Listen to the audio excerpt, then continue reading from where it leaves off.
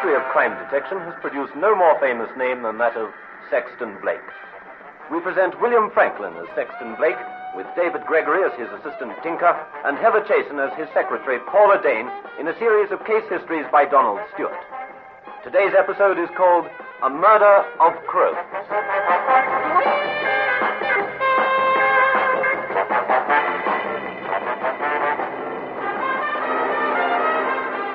Something a bit awesome about the dawn, isn't there, Governor? It was solemn hush and all that, eh? Well, I don't know about the hush part of it. Just listen to the round those crows are making.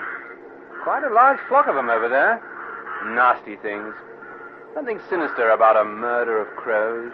A what? That's what they call a flock of them, like a pride of lions or a gaggle of geese. Hello, there's someone in the middle of the road. Wait a minute. Here, it's a policeman. Stop the car, Tinker. He looks a bit excited. Anything the matter, Constable?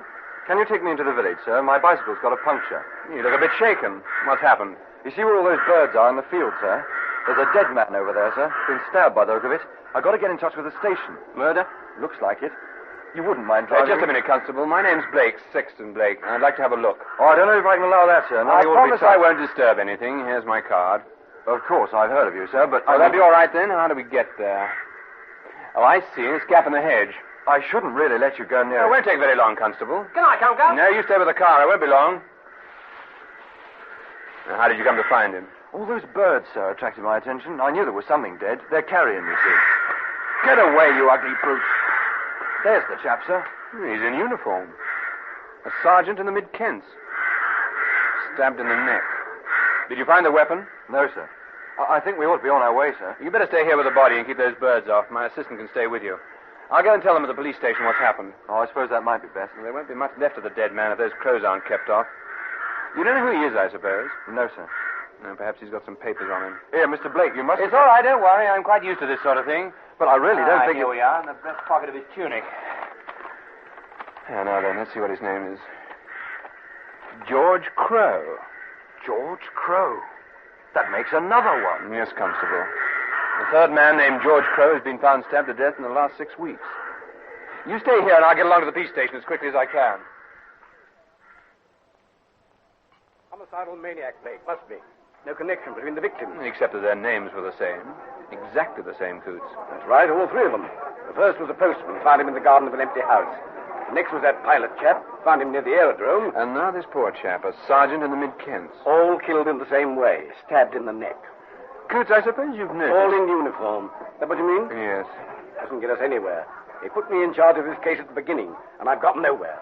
You got any ideas? Not really my line, is it? You need a large unit, door-to-door questioning, the full machinery. Hasn't got us very far up to now. Suppose you couldn't suggest anything? Well, except the obvious, that this maniac must have some kind of grudge against the name George Crow, and a George Crow in uniform. Not a George Crow, any George Crow. That's what makes it so difficult. Unless there's some hidden connection between these men. There isn't. You're dealing with a motiveless murderer. Motiveless except for some psychotic reason of his own. We may be very ordinary, respectable-looking citizen, apart from this one kink. I know. Oh, well, I must be getting on with the job. Questions, thousands of them. And not an answer that's worth tuppence. You going back to London? As soon as Tinker gets the car filled up. Oh, well, be seeing you sometime. I tell you what I'll do. Let me have all the information you've got on this business from the beginning. I'll go into it and see if I can hit on something that might be of help. You'll have it almost as soon as you get back. Car's ready, Governor. And so am I. Let's get going. So long, Coots. Good luck. I'll drop in and see you as soon as I get a chance. You do that. Come on, Tinker. We'll have to step on it. So now we're going chasing round the countryside after some homicidal maniac. Oh, I don't know about that. Well, you will. You'll know all about it. As if we haven't got enough to do as it is. Oh, you weren't looking for trouble, you know. No, but you found it. If there's any trouble going, Mr. Blake always finds it. We probably shan't get involved in it at all. You know, you are naive. He almost discovered this one himself. You'll never be able to resist that. He's had his head buried in those files ever since they came round from Scotland Yard. Oh, Paula, I've got a little job for you. Here it comes. Eh? Nothing. What is it you want me to do, Mr. Blake? Go to Manstead in Kent and see Mrs. Coral Crow. She's the widow of George Crow. Which one? Oh, the pilot one? That's right. He was the second chap to be killed. Here's the address, Paula. It's a bungalow close to the aerodrome. Use any excuse you like for calling to see this woman. Representative of a woman's magazine should fit the bill. And what am I supposed to find out? Nothing specific. Everything in general. Well, surely the police will have covered all that lot, Governor. Well, of course. I've got the full report of their inquiries. What I want is oddments, gossip, trivial bits and pieces that the police have either overlooked or weren't interested in. You're following it up, then? Well, I promised Coots I'd just look into it in case anything struck me. Well, I've only got a very sketchy idea of all this. Could you put me in the picture a bit more? All right. Unfortunately, there's not much I can tell you. These 3 men who were killed were all named George Crow. They all wore a uniform of some kind. The first was a postman in Ashford, age 52. Lived with his sister and her husband, a man named Rawlings. The pilot, you know about. His age was 43. The soldier found in the field was a sergeant in the Mid-Kent Regiment. He was 45. He was on leave from the Middle East, and he lived with his wife in Minster. All in Kent, eh? Yes, it might narrow it down a bit. It's not our sort of job, Governor. Well, that depends. Of course, if it really is the work of some lunatic. Well, what else could it be? There's no link between the dead men. No, nothing so far. At least not on the surface. You don't believe it was a maniac, Mr. Blake? I don't jump to conclusions, Paula. I didn't say that. There can't be any sensible motive for killing people just because their name's Crow. I mean, it's mad. Most probably, but just in case there's something that might have been overlooked. We must sift through all the dirt. Flogging a dead horse, if you ask me. And you can take a hand with a whip. Off you go to Minster and see what you can pick up about number 3, Sergeant George Crow. He spent the evening in the Four Bells with a friend, but he never went home. Somehow, between the time he left the pub and the time he was found dead, he reached that field 2 miles away. Car? Perhaps. Perhaps some other way.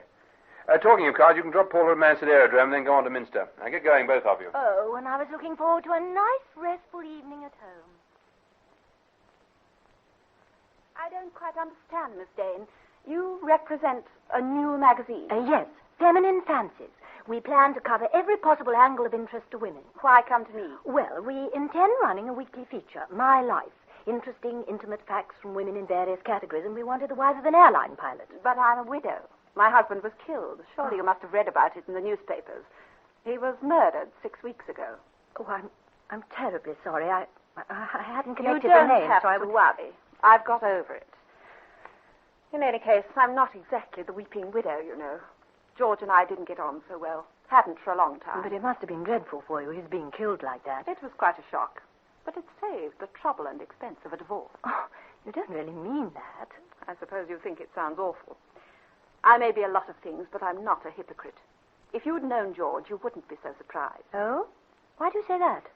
I wasn't the only pebble on the beach. It was always some woman or other. Well, that must have been horrid for you. I didn't care about that. He could have had all the women in the world, so far as I was concerned. It was the humiliation. He used to boast about it, and I knew that people were pitying me. It was hateful. Yes, I can understand that. Oh, well, it's all over now, thank heaven. You've no idea who would want to kill him? I can imagine quite a lot of people who would have liked to kill George if they'd had the chance.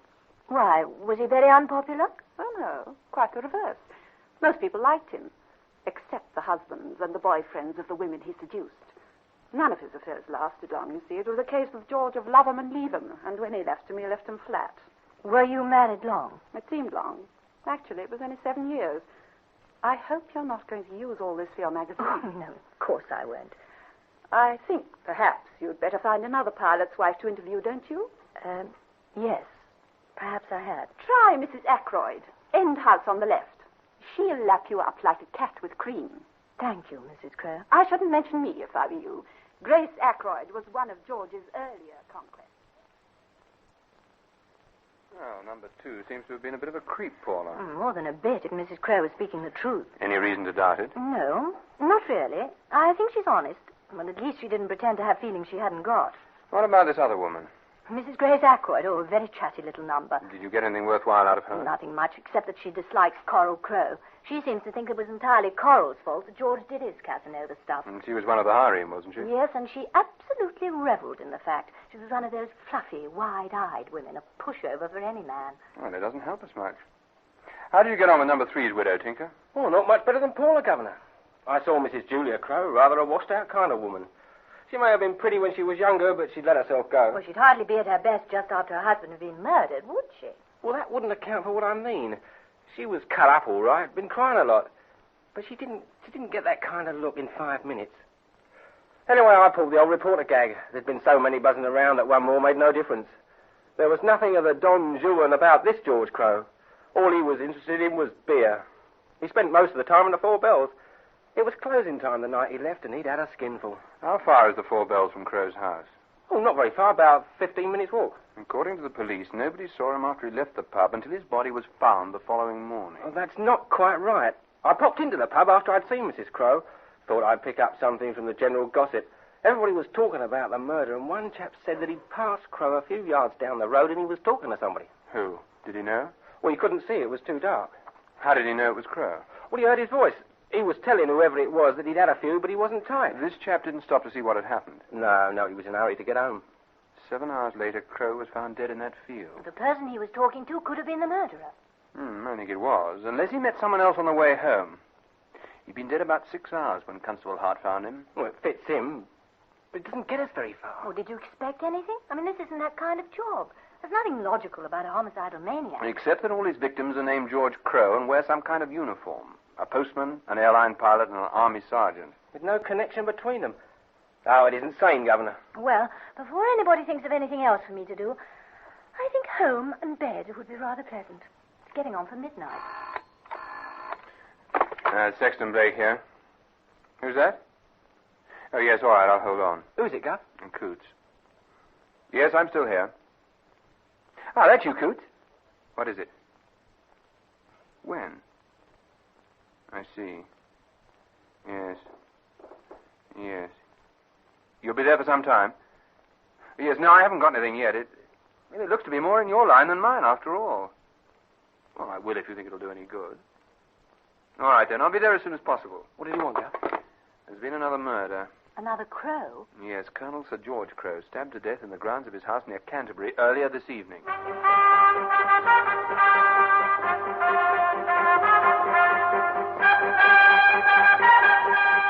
Good of you to come down, Blake. Come in here.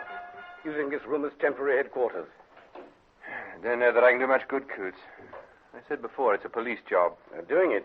Got 200 men scouring the country. Looking for what? This maniac. Have you any idea what he's like? Has anybody ever seen him? That's the snag. It's likely to remain the snag. This chap's probably as normal in outward appearance as you or I. I know. Just got to do our best. Hope we can find somebody who saw something, somewhere, sometime. Tell me about this latest killing. He was found just outside the drive gates on the grass verge of the lane, shortly before 9:30. Been stabbed in the throat, like the others. Who found him? A servant, Amy Robbins, a village girl. Been out to post a letter. Where has Sir George Crow been? Down to the village to see a friend at the local. Walked? According to his wife, he was fond of walking. Seldom took the car for short distances. Wasn't an old man, 58. Colonel in the artillery, wasn't he? Yes, but he wasn't in uniform, if that's what you're getting at. Entitled to wear one, though, wasn't he? That fits in with the others. Anyone seen in the vicinity? Still working on that. You've got precious little to go on, but you have got something. You tell me what? The murder is definitely mental, but it's not ordinary insanity. All the people he's killed were named George Crow. We know that. What are you getting at? Something must have started this hatred of crows. And there's another thing. The locality where these murders have taken place is a fairly small one. Ashford, Manstead, Minster. And this latest hacking near Canterbury. This unknown man lives in this district. Still, gives us a heck of a lot to choose from. Unless we can narrow it down in some way. Any suggestions? Well, you could find out if there are any more George Crows in the neighborhood. You mean in case this chap has another go? Yes, it might be possible to anticipate him. Good idea, Blake. I'll get on to that. There's another thing you could try. Go deeply into the backgrounds of the dead men. See if you turn up any incident in their lives that could have instilled this hatred in our maniac. Something that might have triggered off this desire to exterminate crows. Hardly apply to them all, would it? Not dealing with sanity, Coots. Remember that. Strange ideas get into a cracked brain. Somewhere there must be a link. It's a question of plodding doggedly through the set routine, checking statements. Where were you at such and such a time? Can you prove it? Over and over again. We can only hope that something will suggest a shortcut. I suppose none of the household can help. Lady Crow's suffering from shock. The daughter, Alice, is staying with friends in London. Amy Robbins. Did she see anybody hanging about? No. You're wanted, Chief Inspector. They've just caught a chap hiding in a garden shed. He says he killed Sir George Crow. And the others as well.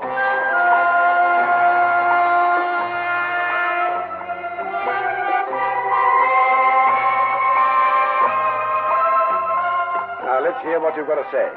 What's your name? Saul Morris, be not ashamed of thy name in the sight of the Lord. Where do you live? Wherefore my head shall come to rest, there shall be my abode. No fixed abode, eh? Right. Now, you say you killed Sir George Crow. The lamp of the wicked shall be put out, but the tabernacle of the righteous shall flourish. Never mind the tabernacle of the righteous. Did you kill Sir George Crow and these other men? I am but an instrument in the hand of the Lord. Look here, can't you answer a plain question? Did you kill these men? I will declare my iniquity before all men. That is a coup. What reason did you have for killing them? They were an abomination in the sight of the Lord. Well, what made you choose these particular men, all with the name of Crow? They are carrion, feeding on the flesh of the righteous. The Lord destroyeth them that are evil in his sight. Do you think he's our man, Blake? Well, he's definitely mental. Detain him pending further inquiries. That's the best thing. Afraid you'll have to come to the station, Morris. I do not fear you, nor the right of man's law. I have chosen the path of truth. We'll know if it's the truth when we've done a check-up on you. Care to come along, Blake? No, Tinker and I must be getting back to Berkeley Square. Several jobs we've got to do, and there's nothing I can do here. I hope this is the end of it. For your sake, I hope so, too. Anyway, let me know how you get on. The day cometh that shall burn them as an oven, and all the proud, yea, all that do wickedly, shall be stubble. Probably. But there'll be time to get you to the station first. Bye, Blake. I'll be in touch with you. Well. What fun and games you must have had. Racing through the night to Canterbury and racing back again. You look quite worn out. It's all very well for you, Paula. Oh, it was. I had a lovely hot bath and went to bed. Such a change. I'm usually the one who gets the dirty work. We needn't have gone at all. We didn't do anything. This chap saw Morris just gave himself up. Like that. Like what? Oh, you know what I mean. Well, I needn't have wasted all that time with Mrs. Crow then, need I? This man saw Morris. He sounds a very peculiar sort of character. Well, utterly and completely nuts. Everything he said was like a quotation from the Bible. I can imagine him going around sticking knives into people. I suppose there's no doubt that he did do it. He admitted it himself. Yes, but people do that sort of thing, don't they, sometimes? I mean, if they're a bit mental. I mean, whenever there's a sensational murder, the police get quite a number of confessions. That's true, but this chap fits the bill.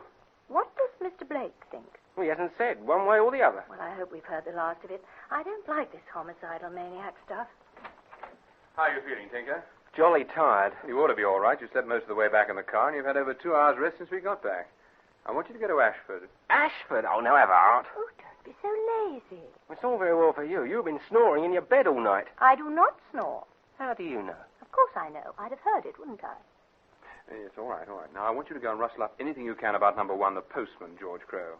Oh, now, look here, Governor, what's the point? I mean, they've got the chap that... I'm not by any means sure it was Morris. Well, what do you expect me to find? I mean, it's over 6 weeks ago, and the police must have scraped the barrel. If I knew what you might find, I shouldn't have to send you. Pick up anything you can, the same as Paula did. Selfless and devoted to the firm. That's me. All right, we've had the commercial. Well, when do I go, Governor? Can I grab a spot of lunch first? Your mind should be above food when there's a job to be done. Well, it's not. And that's a dead liberty coming from you, Paula. All right, Tinker, but don't take too long over it. Don't say it. Let me guess. You don't want to see anyone. That's right. Mr. Blake in? Come in, Chief Inspector. He's in my office. Oh, hello, Blake. Thought I'd pop in on my way to the yard. It's a washout. Morris? Couldn't have done it. Not the other 3, anyhow. Checked on him. Wasn't near him when they were killed. Could have killed Sir George, but don't think he did. Wanders about the country, keeps anywhere. Seems to be a well-known figure, preaching about sin and the wrath of the Lord. I was rather afraid it was a bit too easy. So, we're back where we started. No more George Crows, either. You're quite sure of that? Quite. Put a couple of men on to make a thorough check. So our murderer's run out of material, eh? You could put it like that. I'll be getting along, Governor. I must be off, too. Only dropped in to tell you. It won't do, Coots. What won't do? There's just got to be another George Crow. Somewhere, somehow, there's just got to be another one. We can't tell you no more than what we told the police, mister. What's the idea of starting all over again? Well, just to make sure that nothing was overlooked, Mr. Rawlins. Overlooked? Blimey, mate, there weren't much chance of that. They even wanted to know what George had for breakfast. He was killed while he was delivering the morning mail. Before he started, he was on his way to the post office. Well, what time was that? Just 6:30. The police have got all that. Oh, I know. I'm just checking. What you mean? Think we was telling lies? Be quiet, Jim. Always took this shortcut, he did. Nobody in that bit of road. You see, the houses is empty. Council's pulling them down and building flats. Well, that was 2 years ago, and they ain't started yet. Your brother always went the same way every time. When he was on morning duty, he liked to get started early, did George. He never married, did he, Mrs. Rawlins? No, never was a chap to settle down, wasn't George, was he, Jim? Nah. In and out of different jobs all his life. Couldn't seem to stick to nothing for long. Happy-go-lucky, that was George. Wouldn't have suited me. Poor old George. All seemed to have plenty of money, though. I suppose you don't know of anyone who bore him a grudge. Ah, the police asked that. George was killed by some potty bloke, like them others. Seems to me the world's full of potty people these days. All these chaps with long hair and drugs can't be right carrying on like that. Your brother always lived with you, did he? Except the time when he was in the war. Bit of a lad he was in them days, wasn't he, Ethel? No more than the rest of them. I hoped he'd settle down with one of his girlfriends. It never seemed to come to nothing serious. Might have done with that girl, Nancy, if her husband hadn't popped up out of the blue. She never let on she was married, did she? Flighty bit of good set. What was her name? Nancy Murray. Wonder what happened to her. Come to a bad end, if you ask me. Did she live in the district? Over Minster way, but that was a good while ago. It must be all of 12 years. Went to London, didn't she, Ethel? Nobody really knew, did they? What happened to her husband? Did he go with her? No, she left him, ran off with some fella or other. We never knew the rights of it. George hadn't had nothing to do with her after he found out she was married, see? You've no idea where the husband is now, I suppose? No, he left the district.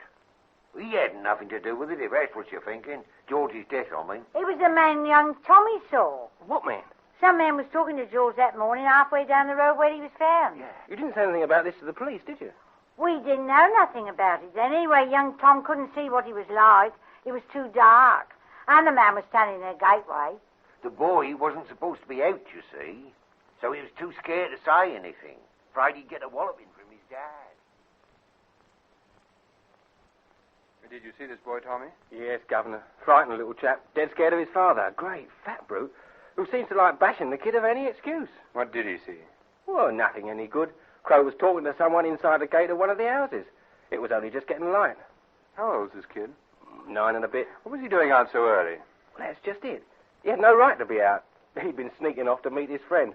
They were going to explore one of the empty houses, but the other kid didn't turn up. It doesn't amount to much, does it? Only the boy had been able to give a description of this man. Well, the chap who heard Sergeant George Crow talking to someone near the Four Bells couldn't give a description either. No, pity. I'm pretty sure it was our maniac. Well, what do we do now? Well, we tried everything to get a line on the chap. A bit like looking for a needle in a haystack, eh? I was hoping we might hit on something that would suggest a reason for the killer's actions. The names and some sort of uniform are still the only common factors. Why not let the police get on with it, Governor? It's their sort of job, not ours. It's a matter of pride, I suppose, Tinker. I hate to be beaten. So we spend our time searching for a needle, eh? With a magnet, Tinker. A very powerful magnet.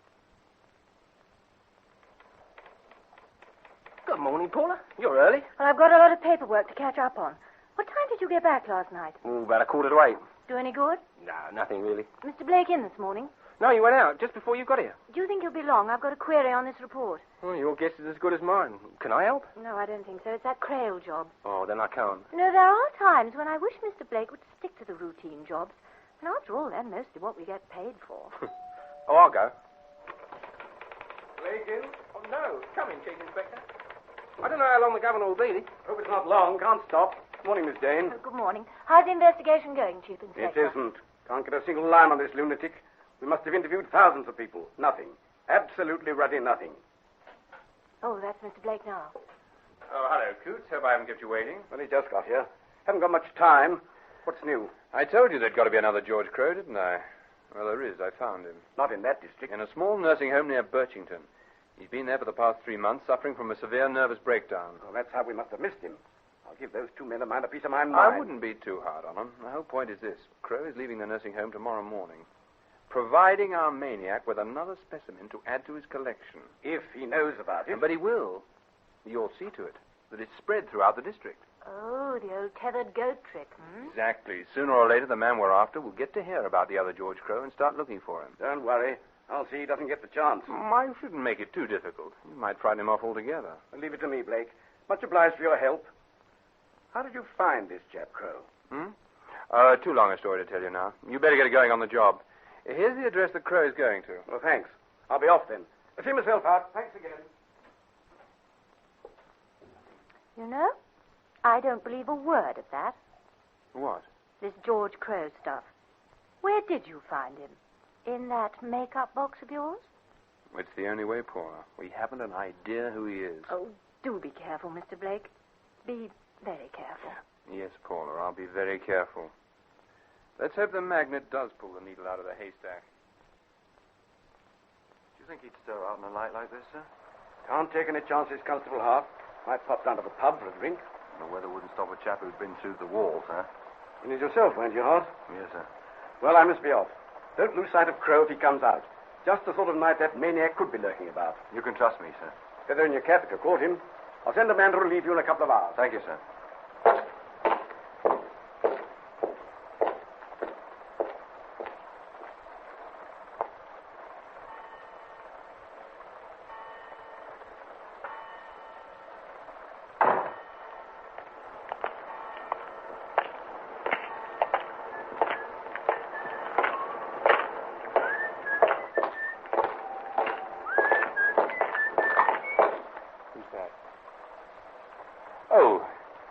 Good evening, Constable. Good evening, sir. Nasty night. Not very pleasant. Could do with some more lamps along here. Dark as the pit. It's light enough. Here. What the hell? Let go of my wrist. Drop that knife. Go on. Drop it. If you struggle, I'll break your arm. That's right. Now, let's have a look at you. Right, Constable Hart. This is where your career in the police force comes to an end. How did you get onto Hart, Governor? I didn't. I was Fox right up to the last minute. I thought we had a homicidal maniac to deal with. Well, wasn't he? No, same as Coots here. Perfectly sound motive. We got all the information now, haven't we, Coots? The lot. Gave me the shock of my life. Well, don't keep it all to yourselves. Hart was a member of the Glenhattan family. The Earl of Glenhattan? Yes. There was no likelihood of his coming into the title or the estates until 3 months ago. The intervening people in the line of succession were wiped out in that Scottish train smash. That left only the present Earl, an elderly and very sick man, between Hart and the title. But what's this got to do with the murders? I mean, why did he kill all those crows? To save his reputation when he inherited the title. You see, during the war, to save his own skin, Hart turned traitor. There were a lot of raft chaps being hidden by the French resistance. He gave away their whereabouts to the Gestapo. They and a lot of the Maquis were shot, but one man named George Crow escaped. He didn't know Hart by name, but he knew him by sight. I still don't get it. If Hart knew this chap, why didn't he just kill him? And why the others? That's the crux of the whole thing. He didn't know him. He only knew his name and the district he came from in England. There'd have been a heck of a burst of publicity when Hart came into the title. Police constable to Earl. You know the sort of stuff. Papers full of his life history, war service, the lot. And George Crow, who wouldn't connect a police constable with the man who shopped his pals, would soon recognize pictures in the paper. It was a risk that Hart dare not take. He had to act before the present Earl died and the bombshell burst. But do you mean to say he killed all those George Crows just so that he could be sure of getting the right one? Yes, he'd already killed nearly a score of people when he gave them away to the Gestapo. How did he hope to get away with this killing? If it had come off. He'd probably have said that the murderer sprang out of the darkness and struck before he could get near enough to stop him. We'd have believed him. Had an excellent police record. Tell me, Mr. Blake, which George Crow was the right one? We shall never know. You realize, Coots, that if Hart had got away with it, he'd have been a member of the House of Lords. Yes. Would have served him right. That